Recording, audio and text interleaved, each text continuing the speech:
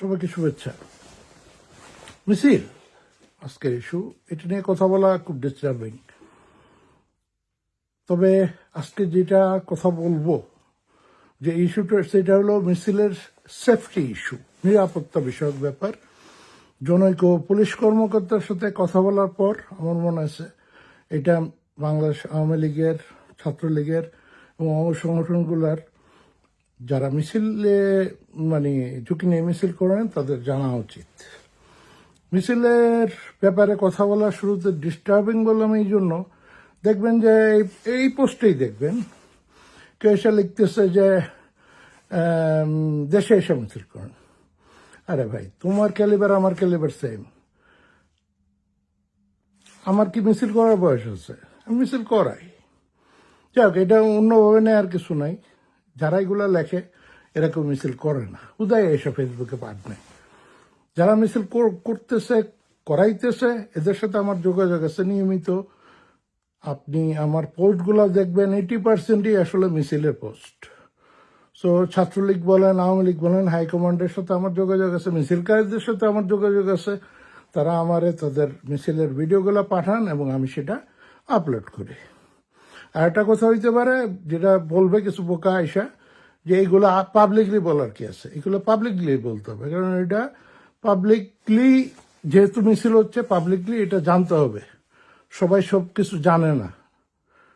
আমি গোপনে টেলিগ্রাম গ্রুপে গিয়ে এগুলো বলবো না, এগুলো বলবো ওপেনলি বলবো। যা হোক, মূল কথায় আসি।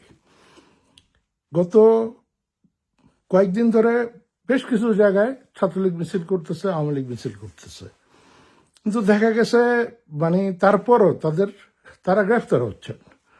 এই গ্রেফতার হওয়াটা তাৎক্ষণিক মিছিল থেকে হচ্ছে তা না, অনেককে গ্রেফতার করা হচ্ছে তাদের বাসা থেকে বা যেখানে তারা আশ্রয় নিয়ে আসছেন সেখান থেকে।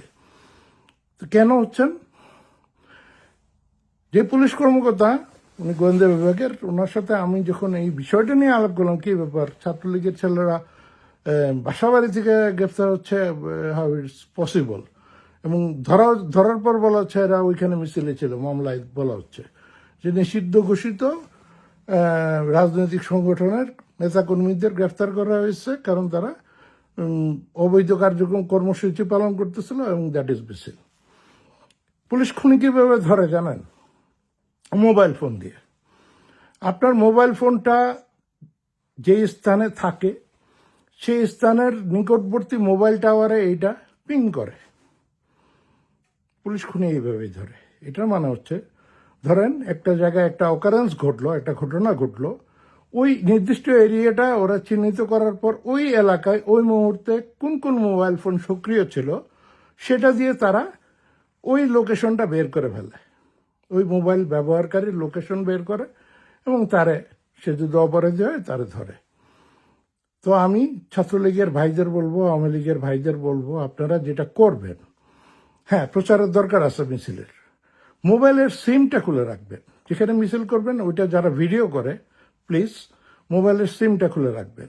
মোবাইল ফোন নিয়ে যাওয়ার দরকার নেই, দরকার হলে অন্য সিম নিয়ে যাবেন, এবং সেটা স্মার্টফোন হইতে হবে এমন কোনো কথা নেই। আপনি বার্নার ফোন ইউজ করতে পারেন, বাটার ফোন ইউজ করতে পারেন, কিন্তু এইটা নিশ্চিত করবেন যেন আপনাকে আপনার মোবাইল দিয়ে খুঁজে বের না করে পুলিশ, মোবাইল ফোনের লোকেশন দিয়ে খুঁজে বের না করে পুলিশ। আপনা মাসে হরিণা বৈরি একটা কথা আমরা পড়ছিলাম বাংলা ব্যাকরণে। এটা মানে হরিণ যখন তার বড় শিং থাকে, সেই শিংটাই তার জন্য ক্ষতিকর হয়ে দাঁড়ায়, বিপদের কারণ হয়ে দাঁড়ায়, কারণ ওই শিং নিয়েই সে ধরা পড়ে পালানোর সময়। শিঙে আটকায় যায় লতা পাতার মাঝে, তখন সে আটকা পড়ে যায়। সামনে এই নভেম্বরে অনেক গুরুত্বপূর্ণ সমাবেশ আছে, অনেক গুরুত্বপূর্ণ আন্দোলন আছে, অনেক গুরুত্বপূর্ণ বড় কর্মসূচি আছে। সো আমি আশা করব এবং দোয়া করব আপনারা সবাই নিরাপদ থাকবেন, নিরাপদ থেকে এসব কর্মসূচি সফল করবেন। জাস্ট ইয়েটা মাথায় রেখেন, যদি ভিডিও করতে হয় সিম ছাড়া যাবেন, ওইটা দিয়ে ভিডিও করবেন, পরে আপনারা এটা এডিট করে দিয়ে দিবেন, আমরা পেয়ে যাব, আমরা এটা পোস্টও করব। সবাইকে ধন্যবাদ। আওয়ামী লীগের জয় হোক, জয় বাংলা, জয় বঙ্গবন্ধু।